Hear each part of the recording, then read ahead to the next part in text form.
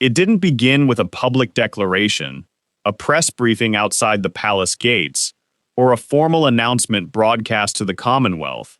The most decisive constitutional moment in modern royal history took place in total silence, inside the private quarters of Buckingham Palace. King Charles sat alone at his polished mahogany desk, illuminated only by a single brass lamp. The room was cold, filled with the faint scent of old leather and polished wood. Before him lay a single sheet of heavy parchment, bearing the royal seal, hot wax still cooling on the margin. He picked up his fountain pen, paused for 3 seconds that felt like an eternity, and signed his name across the bottom. With that single stroke of black ink, Meghan Markle's royal title was permanently revoked under full sovereign authority. What made this event so seismic wasn't just the absolute legal finality of the document. It was the intense, calculated secrecy surrounding every step of the process. Thousands of miles away, in Montecito, California, Meghan had no idea the formal paperwork had even been drafted, let alone finalized, until the decree was already being entered into the official state registers. Those present in the correspondence room that afternoon described a heavy, almost suffocating silence after the monarch set his pen down. Charles stared at the final paragraph for several long moments, placed both hands flat on the wooden desk, and looked up at his senior private secretary. His voice was barely above a whisper. "It is finished." It wasn't a gesture driven by quick anger or personal revenge. It was the desperate move of an aging monarch who felt backed into a corner, convinced that allowing ongoing ambiguity to drag on would inflict far greater damage on the 1,000-year-old institution than the immediate, inevitable global fallout ever could.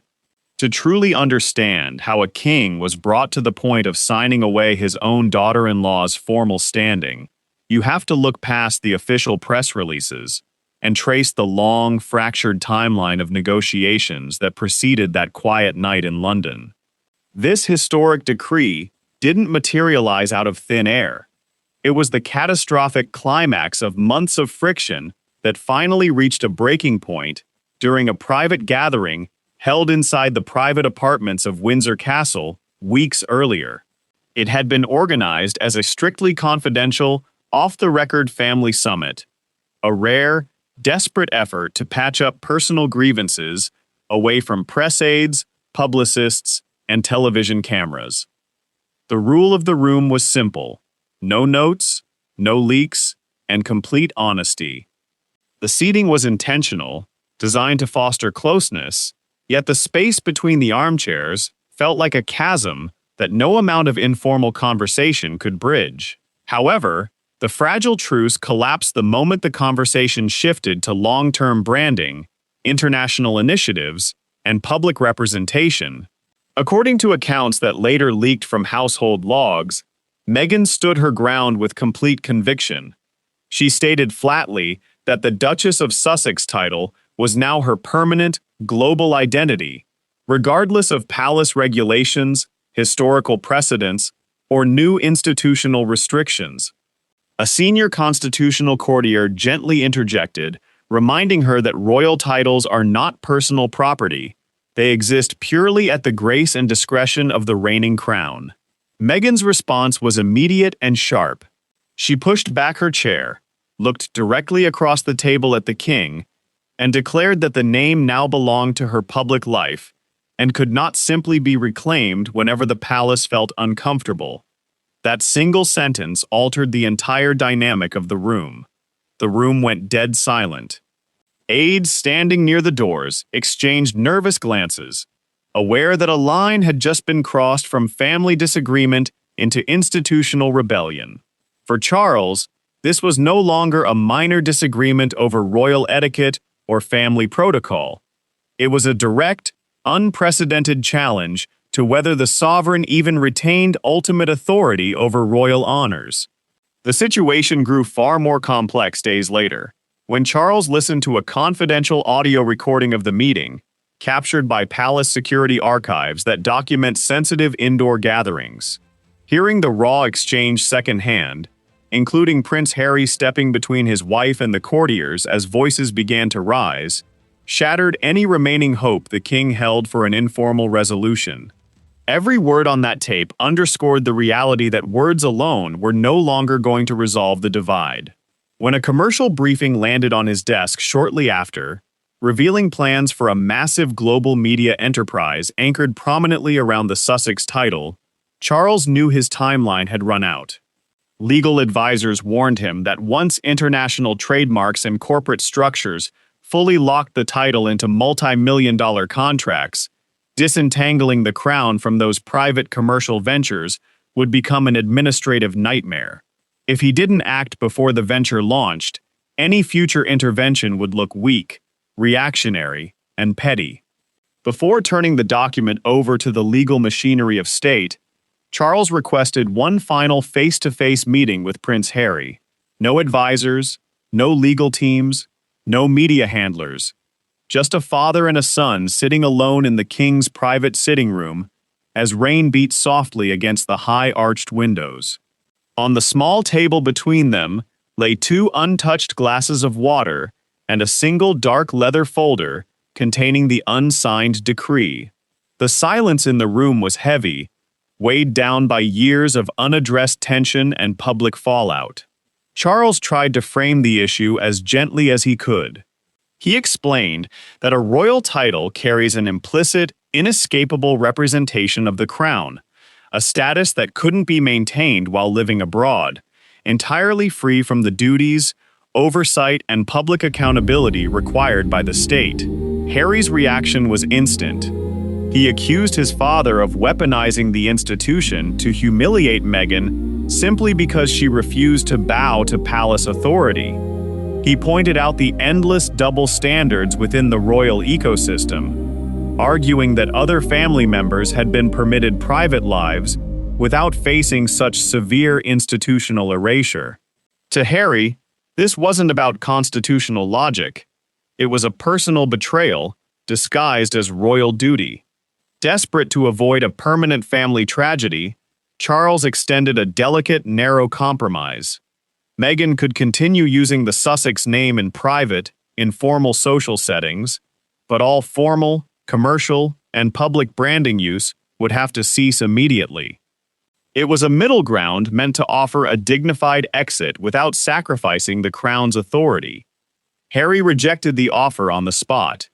He argued that accepting such conditions would allow the palace to retain permanent control over his wife's identity and freedom long after they had walked away from royal life.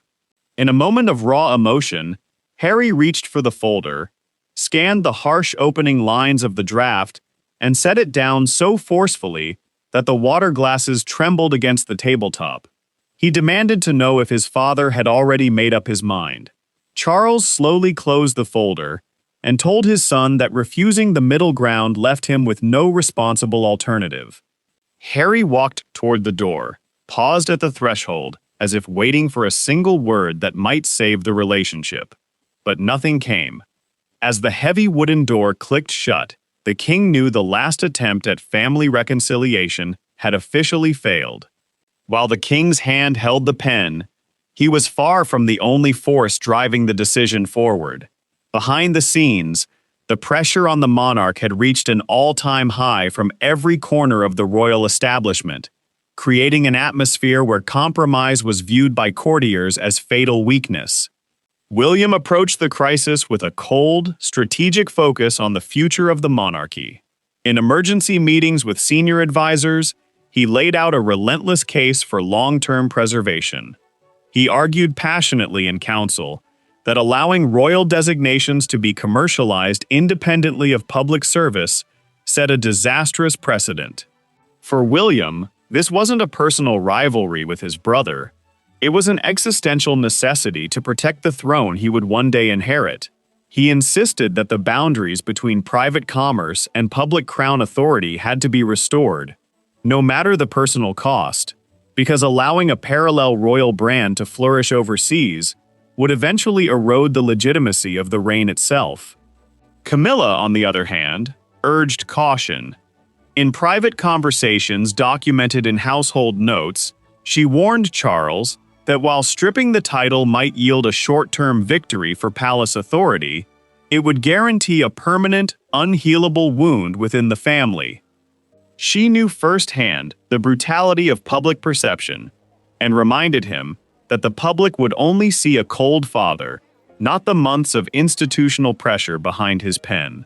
Recognizing the immense gravity of the moment, Charles made one non-negotiable demand before signing. He would not hide behind parliamentary committees or anonymous advisors.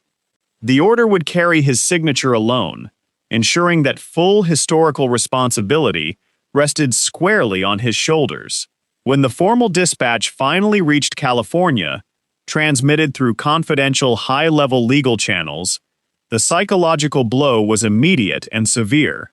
The sun was rising over Montecito when the document was delivered. Meghan opened the communication, expecting another round of tedious legal posturing from London lawyers, only to read a permanent, non-negotiable sovereign order. There was no grace period, no temporary suspension, no option for appeal, and no future date set for renegotiation. She stood at the kitchen counter, reading through the cold, legalistic language again and again, before turning to Harry with a quiet, shattered question. "He actually signed it?" Harry waited a few agonizing seconds before answering, but those seconds told Meghan everything she needed to know.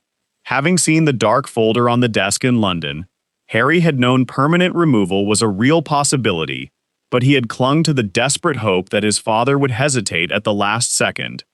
His silence revealed that he had kept that terrifying possibility to himself, leaving his wife completely unprepared for the blow. The operational fallout was chaotic. Communications teams were immediately thrown into damage control as legal representatives scrambled to evaluate the contractual ramifications. Marketing materials, charity partnerships, international announcements, and digital assets that had been months in development were rendered obsolete overnight. The foundational pillar of their global public identity had been dismantled in a single morning, forcing an emergency halt on pending commercial launches. Historically, a crisis of this magnitude would have triggered an immediate public counteroffensive, explosive tell-all interviews, sharp press releases, or calculated leaks to friendly media outlets. But as the initial shock began to settle, Harry and Meghan made a choice that stunned even palace insiders. Sitting together in their home, surrounded by drafted counter-statements and public relations strategies, Harry opened a draft statement prepared by their team, a document filled with furious defenses and direct accusations against the King, Prince William, and the palace establishment. He read the opening lines aloud, looked at his wife, and slowly tore the paper in half. It was Meghan who pushed for the shift. She admitted that launching into another round of global media warfare would destroy whatever was left of their peace, turning their private pain into public entertainment for strangers. She realized that reacting with anger would only prove their critics right and validate the narrative that they were locked in an endless cycle of conflict with London. Harry agreed, coming to a profound and painful realization of his own. Spending years constantly fighting the palace was keeping him emotionally trapped in the very world he had sacrificed everything to leave. Victory in a PR war would yield no real peace if it required remaining spiritually tied to the gates of Buckingham Palace. Instead of declaring war, they authorized a brief, measured response released under their simple personal names, stripping away all royal terminology, refusing to engage in public mudslinging, and choosing dignity over retaliation. By sunrise the next morning in London, the secret decree was dominating global news cycles. Front pages displayed Meghan's face beneath bold, dramatic headlines, while news crews gathered outside Buckingham Palace under overcast skies. Pundits debated the constitutional validity of the move. Legal scholars weighed in on morning broadcasts, and public opinion fractured instantly along familiar lines. Inside the palace, Official digital registers were updated within hours. System administrators worked quietly behind the scenes to remove references that had taken years to construct. Meghan's title was systematically scrubbed from formal directories, state websites, and official royal guidance records. Charles personally instructed that the signed decree be taken immediately to the royal archives, the secure underground vaults beneath Windsor Castle, where the sovereign's most sensitive historical records are preserved. Storing the document there sent an unmistakable signal. The matter was officially closed, locked away where it could never again be used as a bargaining chip or an invitation for debate. When the dust finally settled, the conflict left no real victors in its wake. The physical distance between London and California remained unchanged, but the emotional distance had become vast and unbridgeable. King Charles successfully preserved the legal boundaries and authority of the crown, but paid for it by losing another piece of his fractured relationship with his youngest son. Prince William secured the long-term institutional clarity he demanded, while accepting that the rift between brothers was now likely permanent. Meghan and Harry lost a prestigious, world-recognized title, but in doing so, achieved ultimate separation from the palace machine, allowing their future achievements to belong entirely to them, free from royal strings. The order remains locked in the vault. Both households continue on entirely separate trajectories, and a long, bitter institutional battle ended not with a bang, but with a quiet, irreversible signature. What do you think about how this was handled? Did King Charles do the right thing to protect the monarchy, or was the decision too harsh? Drop a comment below with your thoughts. I read every single one. If you enjoyed this deep dive, give this video a thumbs up, share it with someone who loves royal stories, and don't forget to subscribe for more breakdown videos like this. Thanks for watching, and I'll see you in the next one.